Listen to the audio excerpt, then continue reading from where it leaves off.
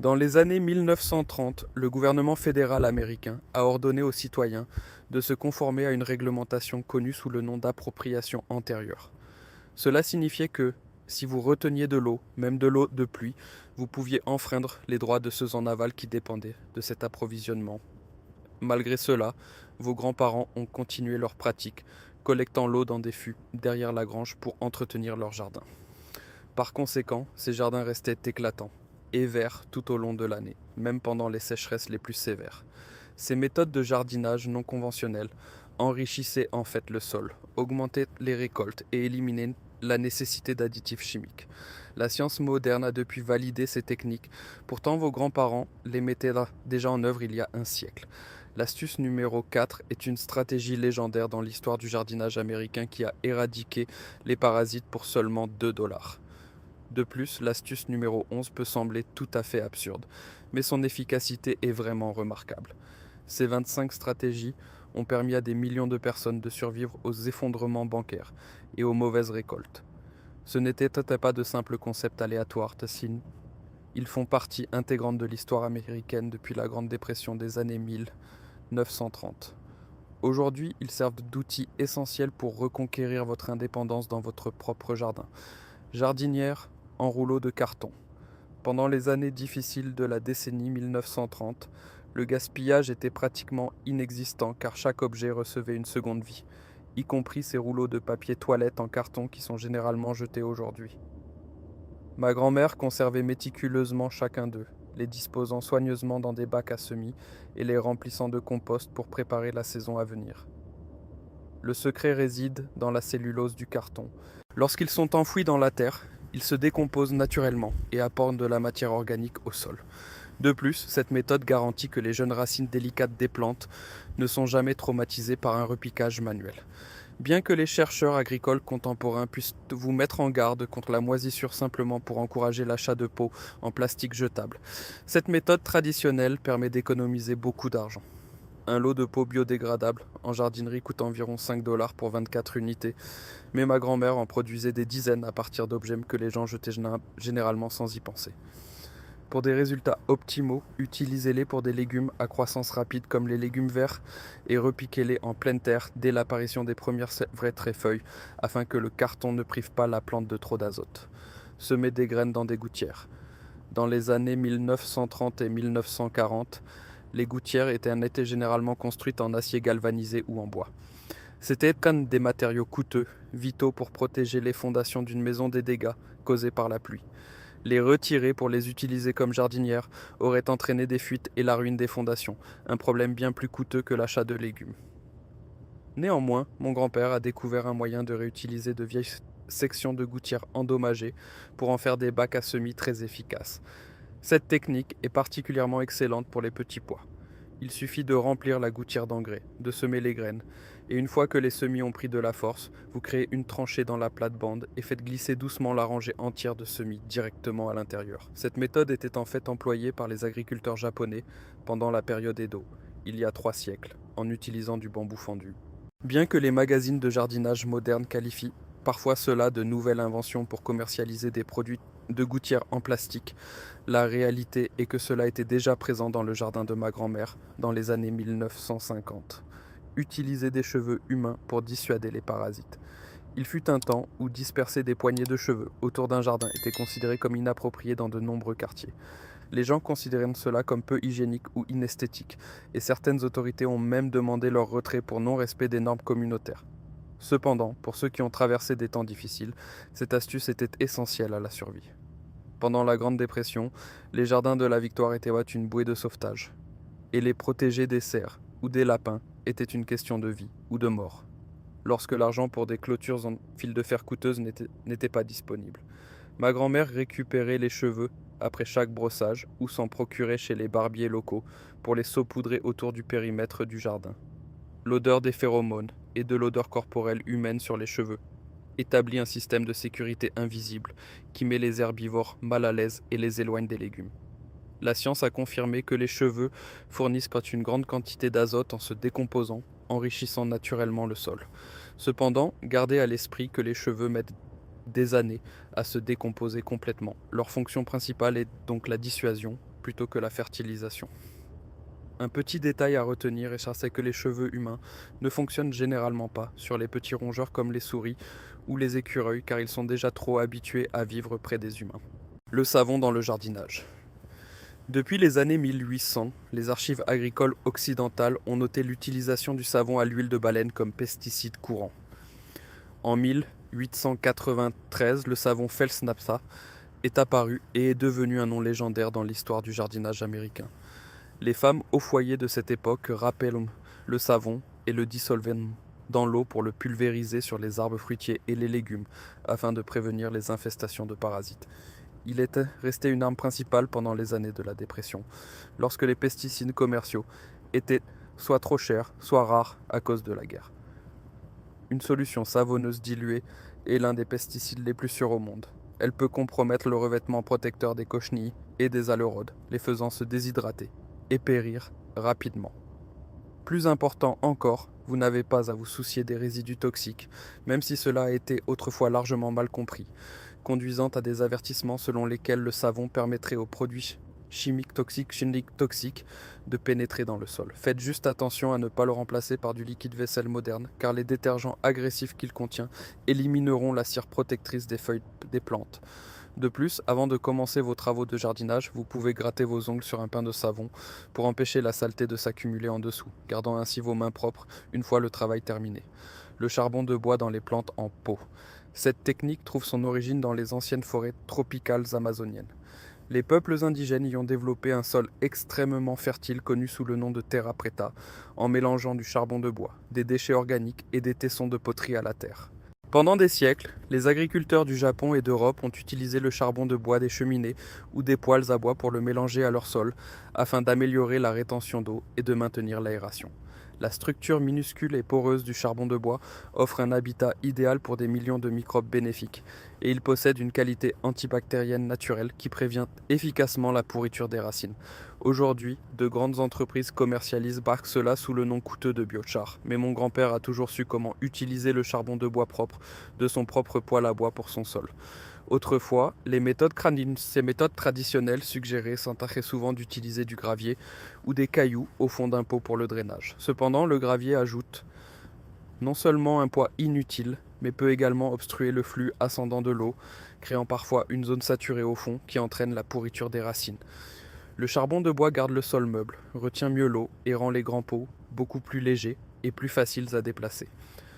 Assurez-vous simplement de ne jamais utiliser de charbon de bois provenant d'un barbecue, car il contient généralement des additifs pour faciliter l'allumage et du sel, ce qui nuira à vos plantes. Conservez ses propres graines. Avant que les immenses jardineries n'apparaissent matite partout, conserver les graines Sesame Score n'était pas seulement un passe-temps. C'était le seul moyen de maintenir une ferme d'une saison à l'autre. Votre grand-mère récoltait et stockait les graines des plantes les plus saines, celles qui s'étaient parfaitement adaptées au sol et au climat spécifique de votre famille. Cependant, un tournant majeur s'est produit en 1970, lorsque les entreprises ont commencé à breveter les semences et à promouvoir l'utilisation de semences hybrides FM. Ces graines produisent une belle première récolte, mais leur descendance ne poussera pas de la même manière l'année suivante, vous obligeant à y retourner et à en acheter de nouvelles chaque printemps. C'est un modèle commercial très calculé. Conservez vos propres graines traditionnelles à pollinisation libre et la façon dont vous préservez un patrimoine végétal qui disparaît progressivement. Les recherches indiquent que 94% des variétés de légumes commerciaux de 1900 sont aujourd'hui éteintes. Les bibliothèques de semences anciennes travaillent aujourd'hui avec diligence pour maintenir ces vieilles variétés en vie, car elles représentent notre dernière ligne de défense contre la dépendance totale aux sociétés semencières. Récupérer l'eau de pluie pour le jardin. L'histoire de la collecte de l'eau de pluie est la preuve ultime de la façon dont des réglementations rigides peuvent interférer avec l'indépendance personnelle. Avant l'existence des factures d'eau municipales, votre grand-père construisait d'ingénieux systèmes de gouttières en bois et de pots en argile pour qu'aucune goutte d'eau du toit ne soit gaspillée. Avec seulement une petite quantité de pluie sur une surface de toit de moins de 1000 pieds carrés, vous pouvez collecter plus de 600 gallons d'eau propre gratuitement. Une saison des pluies productive et c'est suffisante pour stocker de l'eau à utiliser jusqu'en septembre. Le secret réside dans le déviateur de première chasse, une simple section de tuyaux qui rejette la première eau sale avant que l'eau propre n'entre dans le réservoir. Grand-père construisait tout lui-même à partir de tôles pliées. Mais aujourd'hui, vous n'avez besoin que d'environ 2 dollars de tuyaux en PVC. Il fut un temps où des États, comme le Colorado ou l'Utah, restreignaient ou interdisaient cela en raison des lois sur les droits de l'eau. Mais en 2016, le Colorado l'a de nouveau légalisé jusqu'à 110 gallons et l'Utah a suivi. Aujourd'hui, de nombreux scientifiques reconnaissent que la collecte décentralisée de l'eau de pluie n'est pas dangereuse comme on le prétendait auparavant. Au contraire, elle aide à atténuer les inondations et ralentit l'épuisement des nappes phréatiques. Certaines études indiquent même que les décisions gouvernementales passées étaient incorrectes. À mesure que les réglementations s'assouplissent lentement, les gens réalisent qu'un foyer peut réduire l'arrosage extérieur de 40% simplement en utilisant l'eau de pluie. Votre grand-père n'avait pas besoin de statistiques. Il regardait simplement son réservoir d'eau plein au milieu d'un mois d'août sec et souriait. Tuer les mauvaises herbes avec du vinaigre ou du chlore. C'est une pratique dangereuse et illégale dans de nombreuses régions. Le chlore est un produit chimique toxique. Lorsqu'il pénètre dans le sol, il détruit la vie du sol et contamine les eaux souterraines. Verser des produits chimiques de nettoyage directement dans l'environnement est considéré comme de la pollution. Cependant, à l'époque où utiliser des produits chimiques pour tuer les mauvaises herbes était plus difficile que de décider quoi manger pour le dîner, vos grands-parents voyaient les choses différemment. Ils choisissaient les jours les plus chauds et les plus ensoleillés pour agir, pulvérisant du vinaigre directement sur les feuilles des mauvaises herbes. L'acide acétique du vinaigre, combiné à la chaleur solaire, compromettait immédiatement la structure cellulaire, déshydratant et faisant bouillir les racines des mauvaises herbes en quelques heures. Pour les aller en béton tenace, une petite quantité de chlore dilué fonctionnait également pour éliminer les mauvaises herbes à la racine, gardant la zone propre sans coûts élevés. Néanmoins, cette technique nécessite une prudence absolue car le chlore est un produit chimique puissant qui peut tuer les microbes et empoisonner les eaux souterraines s'il est mal utilisé. Vous ne devriez appliquer cette astuce qu'aux zones non cultivées comme les allées et toujours vous rappeler de diluer le chlore à un ratio sûr pour éviter d'endommager l'équilibre du pH du sol environnant. Cultiver de la nourriture dans la cour avant. Dans les années 1940, les pelouses de devant ont été réaffectées pour la campagne des jardins de la Victoire. Des rangées de choux et de carottes ont remplacé les rosiers, et personne ne s'en est plaint. La bande de terre orientée au sud entre la porte d'entrée et le trottoir reçoit le plus de soleil, et vous pouvez utiliser cet espace pour cultiver divers légumes verts à feuilles, des herbes aromatiques et des haricots grimpants pour approvisionner votre cuisine de mai à octobre. Dans les années 1970, cultiver de la nourriture dans la cour avant est devenu presque tabou. Les voisins se plaignaient, et certains conseils municipaux émettaient des avertissements concernant les jardins inesthétiques. Dans certaines zones suburbaines d'Angleterre, les restrictions sur les nouveaux logements interdisaient spécifiquement de planter des arbres fruitiers dans la cour avant. Apparemment, être productif était perçu comme une baisse de la valeur des propriétés. Malgré cela, le mouvement Incredible Edible, au cours des 15 dernières années, a démontré qu'un jardin potager public fournit non seulement d'abondants légumes verts et herbes, mais favorise également des liens communautaires forts. Briser ces idées dépassées sur l'esthétique pour utiliser des terres ensoleillées est une étape vitale vers l'autosuffisance urbaine ou suburbaine. Des tuteurs pour haricots à partir de sapins de Noël. Nos grands-parents ne laissaient jamais un sapin de Noël traîner sur le trottoir après les fêtes. Ils le réutilisaient de manière très intelligente. Grand-mère utilisait soigneusement un sécateur pour tailler les branches. Les petites branches étaient attachées ensemble avec de la ficelle, en une forme de cône robuste, pour créer des tuteurs pour les ranger de petits pois. Une structure qui pouvait durer 3 étés consécutifs. Les branches plus grandes étaient utilisées comme bordure de plate-bande, et le tronc était scié en rondins pour les allées. Même les aiguilles de pin étaient ramassées pour pailler la base des plantes acidophiles comme les myrtilles, aidant à retenir l'humidité et à améliorer le sol naturellement. Pendant un certain temps, le gouvernement a émis des avertissements stricts et même des interdictions de stocker des pins secs dans les cours, en raison des risques d'incendie. Les entreprises de gestion des déchets préféraient également que vous les jetiez, afin de pouvoir facturer des frais, au lieu de permettre leur réutilisation. Cependant, selon les chiffres de l'EPA de 2024 jusqu'à 33 millions de sapins de Noël sont jetés chaque année aux États-Unis, et moins de 10% sont compostés. Si chaque famille suivait la méthode de grand-mère, les jardins recevraient jusqu'à 800 000 tonnes d'engrais organiques gratuits chaque mois de janvier. La seule précaution est de casser les branches en petits morceaux si elles sont trop sèches pour le paillis et d'éviter de créer de hautes clôtures si votre région est sujette aux incendies causés par des mégots, de cigarettes ou des barbecues. Entraîner des racines profondes pour les tomates. Ce système agricole était un secret utilisé par les agriculteurs des régions arides de l'Ouest américain depuis le 19e siècle, où l'eau a toujours été un luxe. Au lieu de gaspiller de l'eau quotidiennement, ils employaient une technique qui pourrait sembler dure, mais qui est incroyablement efficace. Arrêtez complètement d'arroser pendant les 7 premiers jours, après avoir repiqué le jeune plant de tomate en pleine terre.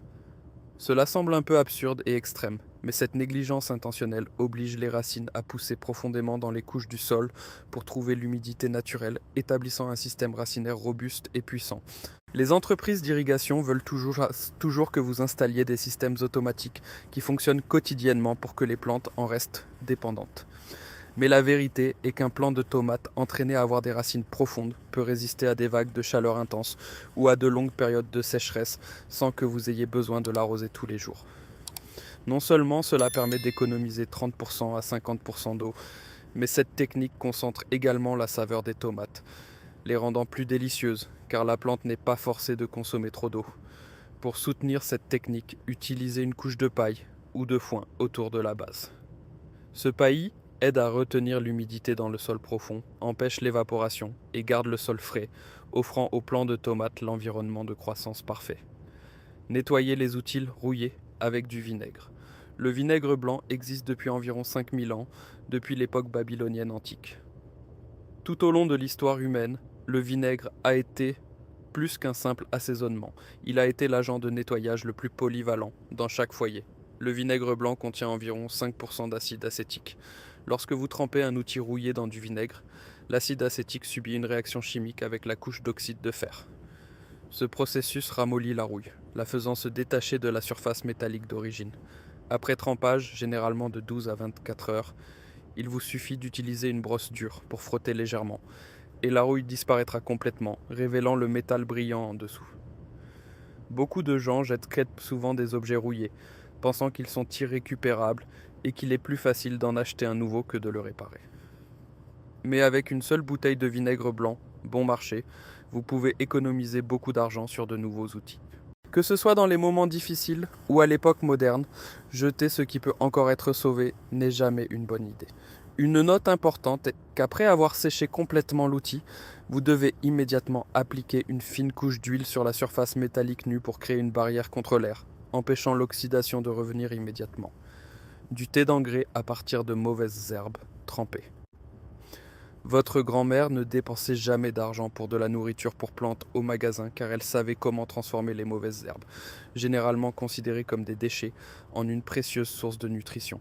Les orties ou les mauvaises herbes qui absorbent l'azote et le potassium des profondeurs souterraines étaient entassées dans un seau d'eau de pluie et laissées à fermenter dans un coin du jardin pendant environ 2 semaines. Le résultat est un liquide brun foncé et épais avec une odeur très distincte. Des chercheurs de l'université de Coventry ont prouvé que cela contient autant d'azote que les marques d'engrais commerciaux coûteuses.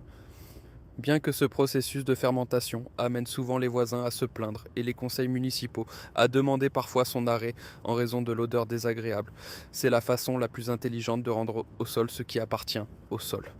Lorsque vous l'utilisez, diluez simplement une part de thé avec 10 parts d'eau propre pour créer un merveilleux engrais liquide pour les légumes verts à feuilles. C'est le secret pour maintenir un jardin verdoyant sans dépenser un centime tout en maximisant chaque ressource naturelle disponible. Les jardins des femmes du Missouri, pendant les années les plus sombres de la Grande Dépression, lorsque les hommes du Missouri devaient quitter leur foyer pour trouver du travail dans les grandes villes, les femmes sont devenues les seuls piliers s'accrochant à leur terre natale. Elles entretenaient des jardins d'autosuffisance qui étaient plus grands que d'habitude, combinant une variété de légumes avec un petit élevage afin que leur famille ne soit jamais complètement dépendante des aides gouvernementales.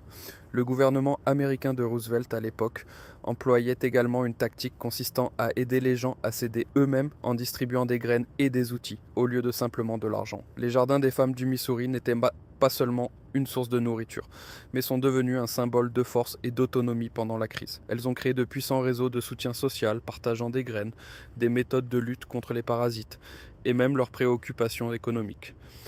Ces efforts discrets ont contribué de manière significative à la production nationale de légumes et ont restauré la foi en la capacité de chaque famille à être autosuffisante. Utilisez les eaux grises. Votre grand-mère arrosait le jardin avec l'eau de vaisselle et trouvait cela tout à fait normal. Dans les régions arides, comme la Jordanie, Israël et les pays d'Afrique du Nord, les eaux grises sont utilisées depuis l'Antiquité. Pendant les étés secs de 1976 et 1959, ce sont ces eaux grises qui ont aidé tous les jardins communautaires américains à survivre. Verser les eaux grises dans les égouts est un gaspillage massif, alors qu'un foyer peut générer jusqu'à 100 litres d'eau réutilisable par jour, largement suffisant pour entretenir un petit potager sans toucher au coûteux approvisionnement municipal en eau propre. Bien que les agences de santé modernes s'inquiètent souvent du risque de colis et interdisent généralement d'arroser les légumes verts à feuilles directement avec des eaux grises, l'utilisation de savons biodégradables a résolu la majeure partie de ce problème. Le gouvernement australien a même encouragé autrefois les systèmes de dérivation des eaux grises, publiant des réglementations détaillées sur le savon et la filtration de l'eau, en particulier après la sécheresse du millénaire qui a duré de la fin des années 1990 à 2010. Aujourd'hui, alors que les prix de l'eau continuent d'augmenter, apprendre à réutiliser cette eau pour les arbres fruitiers ou les fleurs est une décision intelligente pour économiser de l'argent et protéger les ressources en eau. Protéger du gel avec de vieilles cruches en plastique. Chaque fois que la nouvelle arrivait qu'une vague de froid approchait, au lieu de paniquer comme beaucoup de jardiniers modernes, ma grand-mère ramassait tranquillement de grandes cruches de lait en plastique. En coupant le fond et en les plaçant sur chaque semis, elle créait un système de mini-serre parfait pour protéger les jeunes pousses des cristaux de givre. La coque en plastique agit pour retenir la chaleur et maintenir une humidité constante, empêchant les vents froids d'endommager directement les feuilles des plantes, tout en s'assurant que l'intérieur n'est pas trop étouffant. Cette solution ne coûte rien, mais offre une protection absolue, bien meilleure que l'utilisation de grandes bâches qui peuvent casser des branches ou causer la pourriture.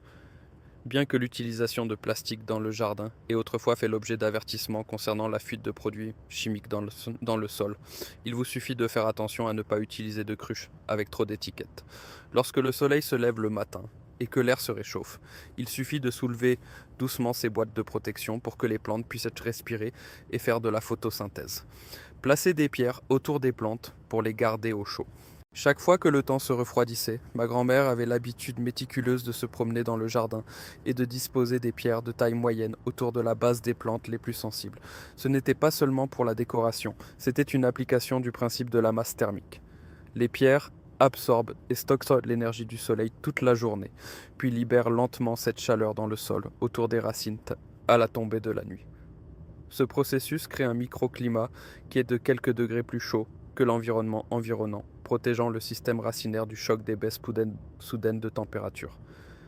Alors que de nombreux jardiniers modernes considèrent les pierres comme une nuisance ou quelque chose qui alourdit le sol, nos grands-parents y voyaient un système de chauffage entièrement gratuit et durable. Cette petite astuce est particulièrement efficace pour les plantes tropicales ou les semis nouvellement repiqués, les aidant à endurer les nuits glaciales sans avoir besoin de radiateurs électriques coûteux. Utilisez des graines de votre garde-manger.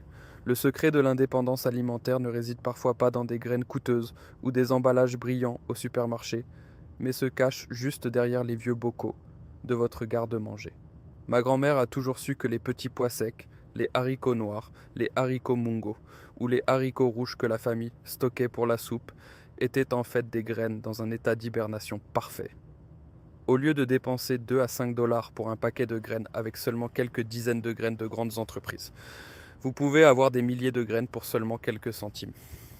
Le secret de grand-mère était de toujours faire tremper les haricots secs dans l'eau pendant environ 1 heure avant de semer pour réveiller l'embryon et aider le processus de germination à se produire 2 fois plus vite. C'est l'astuce d'économie la plus intelligente pour optimiser votre budget de jardinage. aidant n'importe quelle famille à démarrer un potager même lorsque ses poches sont vides. Cependant, cela rencontre une résistance silencieuse de la part des sociétés semencières. En fait, planter à partir de votre garde-manger est une façon de protester contre le modèle commercial des semences hybrides qui ne peuvent pas être réutilisées. La chose la plus importante à retenir lors de l'utilisation de cette astuce est de s'assurer que ces haricots n'ont subi aucun traitement thermique comme la torréfaction ou n'ont pas été assaisonnés avec des produits chimiques ou des épices, car une chaleur élevée tuera complètement la vie à l'intérieur de la graine. Utilisez la suie comme engrais et antiparasitaire. À une époque où chaque maison était chauffée par un poêle à charbon, la suie n'était pas un déchet, mais une précieuse source de minéraux gratuits. Mon grand-père ramassait soigneusement chaque poignée de suie sombre de la cheminée pour l'apporter au jardin au début du printemps. Cette couche de suie ajoutait des nutriments et agissait comme une barrière naturelle. La surface rugueuse rendait difficile la progression des limaces.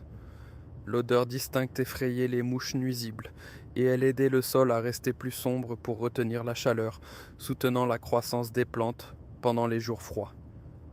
Cependant, à partir des années 1960 et 70, alors que le chauffage central remplaçait lentement les poêles à charbon, les entreprises chimiques ont rapidement comblé le vide avec des granulés anti-limaces contenant du métaldéhyde, un produit chimique toxique qui a été complètement interdit au Royaume-Uni en 2022 car il nuit à la faune. En revanche, la suie naturelle fournit des oligoéléments comme le potassium et l'azote sans polluer l'environnement. Une note technique importante est que vous devez stocker la suie dans un sac sec pendant environ 3 mois avant de l'utiliser afin que les composés soufrés puissent s'adoucir, évitant ainsi de brûler les jeunes racines des plantes. De plus, n'utilisez absolument pas de suie provenant de poêles à bois dans lesquels du plastique, de la peinture ou de la colle ont été mélangés, car ils contiennent des dioxines et des métaux lourds qui peuvent empoisonner votre nourriture, semis successifs toutes les 2 semaines. Il y a une vérité que les sociétés semencières et les livres de jardinage moderne ignorent souvent, intentionnellement pour stimuler les ventes. Vous n'êtes pas obligé de semer toutes vos graines en même temps. Ma grand-mère, ainsi que les jardiniers communautaires d'il y a 50 ans, pratiquaient toujours la technique des semis successifs de manière instinctive. Au lieu de semer un paquet entier de graines de laitue un seul jour de printemps, pour se retrouver face à une montagne de légumes verts 2 semaines plus tard que vous ne pouvez pas finir, elle ne semait qu'une courte rangée toutes les 2 semaines, s'étalant de mars jusqu'en août. De cette façon, la famille avait des légumes frais à récolter en continu pendant 6 mois, au lieu de les voir tous mûrir en même temps puis disparaître. Les livres de jardinage d'aujourd'hui essaient souvent de compliquer les choses en appelant cela une technique agricole avancée, mais en réalité c'était juste le bon sens de nos grands-parents pour éviter le gaspillage. Tout semer en même temps est en fait un piège de consommation, vous faisant utiliser rapidement votre paquet de graines pour que vous deviez retourner au magasin et en acheter d'autres pour la prochaine récolte. Avec un seul paquet de graines, si vous savez comment répartir le temps, vous pouvez fournir suffisamment de légumes verts pour toute la famille de mai jusqu'en octobre. N'oubliez pas de noter le calendrier des semis sur des étiquettes faites maison afin de ne pas manquer le rythme de croissance du jardin. Trempez les graines dans de l'eau au sel d'Epsom. Dans le monde de l'ancienne génération de jardiniers, le sel d'Epsom n'était pas seulement pour le bain, mais était aussi une boisson énergétique magique pour les jeunes pousses. Avant de semer, grand-mère donnait toujours à ses précieuses graines un bain de nutriments essentiels. Le secret est dans la formule. Une cuillère à soupe de sel d'Epsom dissoute dans un gallon d'eau tiède. Les graines trempées dans cette solution pendant 4 à 6 heures absorberont une quantité généreuse de magnésium. Le magnésium, et ça c'est le minéral clé, qui agit pour déclencher les enzymes de germination et favoriser le développement de racines profondes et fortes dès les premiers instants de la vie. Les entreprises d'engrais et de stimulateurs de croissance ne veulent certainement pas que vous sachiez qu'un produit bon marché coûtant moins de 2 livres le kilo en pharmacie peut parfaitement remplacer leur solution d'enracinement coûteuse. Cependant, vous devez être très prudent quant au temps de trempage. Ne laissez pas les graines dans l'eau au sel d'Epsom trop longtemps, plus de 6 heures, car la forte concentration en minéraux peut avoir l'effet inverse, endommageant l'enveloppe sensible de la graine. Un peu de magnésium au bon moment fait toute la différence entre un jeune plant chétif et un guerrier verdoyant dans votre jardin. Fertilisez avec des restes de poissons. Transformer les restes de poissons en super aliments pour les plantes est une technique ancienne et puissante des Amérindiens que nos grands-parents ont discrètement préservée. Au lieu de jeter les têtes, les arêtes ou les entrailles de poissons à la poubelle, où elles causent de la pollution. Les gens de l'époque creusaient des trous d'exactement 12 pouces de profondeur juste sous les plants de tomates, de maïs ou de courges avant le début de la saison. À mesure que le poisson se décompose lentement dans le sol, il libère une grande quantité d'azote, de phosphore et de potassium, ainsi que des oligo-éléments nourrissant les plantes tout au long de l'été. Le résultat donne des plants de tomates avec des tiges aussi épaisses que le pouce et des rendements incroyables sans le moindre grain d'engrais chimique. Cependant, cette astuce de jardinage a autrefois fait face à une vive opposition. Dans les années 1960, de nombreux conseils municipaux ont officiellement interdit l'utilisation de poissons comme engrais en raison des plaintes des voisins concernant l'odeur. Les entreprises d'engrais ont également saisi cette occasion pour promouvoir des engrais chimiques, propres mais coûteux. Cependant, le secret pour surmonter ces obstacles est simple. Il faut enterrer le poisson à une profondeur d'au moins 4 à 12 pouces et bien tasser la terre. Cette profondeur est suffisante pour empêcher l'odeur de se répandre et protéger l'engrais d'être déterré par des animaux comme les chiens ou les chats. Le système de l'assiette et du bol pour les semis. De nombreux jardiniers amateurs font souvent l'erreur de faire tremper les graines en les submergeant directement dans l'eau en espérant qu'elles germeront plus vite. En réalité, cela provoque souvent un manque sévère d'oxygène pour les graines, qui pourrissent rapidement à cause des bactéries. Pour remédier à cela, ma grand-mère a créé un système de semis délicat en utilisant un bol et une petite assiette. Un peu d'eau est versée dans le bol comme base, et au-dessus repose une assiette contenant les graines enveloppées dans un fin tissu humide. L'assiette est placée avec soin de manière à se trouver juste à la surface de l'eau, sans jamais être complètement submergée. La vapeur qui s'élève du bol est captée par l'assiette et le tissu, créant un microclimat avec une humidité douce et constante, toujours aérée autour des graines tout au long de la journée.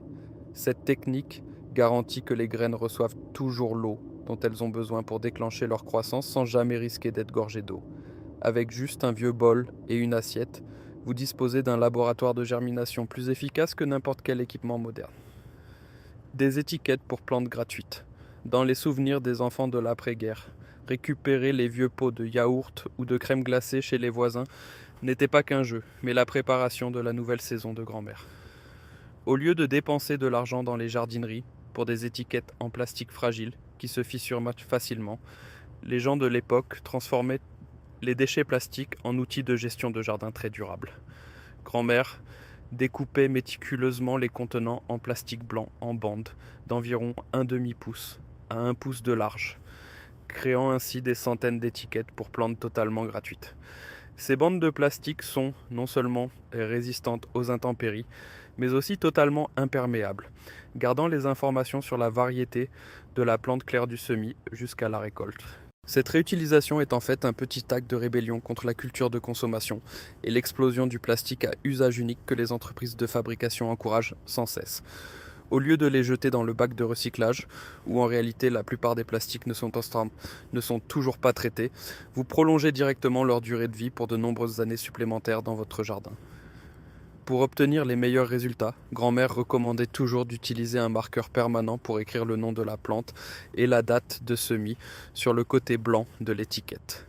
Ces étiquettes peuvent durer 5 ou 6 saisons sans s'effacer ni pourrir sous le soleil brûlant. Ces astuces de jardinage de la Grande Dépression sont bien plus que de simples techniques. Elles sont les symboles d'une indépendance totale vis-à-vis des systèmes de dépendance modernes. Dans ce jardin, rien n'est un déchet. C'est juste quelque chose qui n'a pas encore trouvé sa place. Si ces souvenirs du jardin de vos grands-parents vous réchauffent le cœur, n'hésitez pas à cliquer sur j'aime et à vous abonner pour nous rejoindre dans ce voyage à la découverte d'histoires patrimoniales oubliées. Et vous, quelle astuce de jardinage de vos grands-parents utilisez-vous encore dans votre jardin ? Veuillez partager vos précieuses histoires et expériences dans les commentaires afin que nous puissions tous apprendre ensemble. Si ces histoires ont changé votre façon de voir les mauvaises herbes de votre jardin ou les déchets de votre cuisine, merci de vous abonner et d'aimer la chaîne. Nous exhumons l'histoire qu'ils ont essayé d'enterrer. Plantez l'avenir, le prochain trésor sera bientôt ouvert.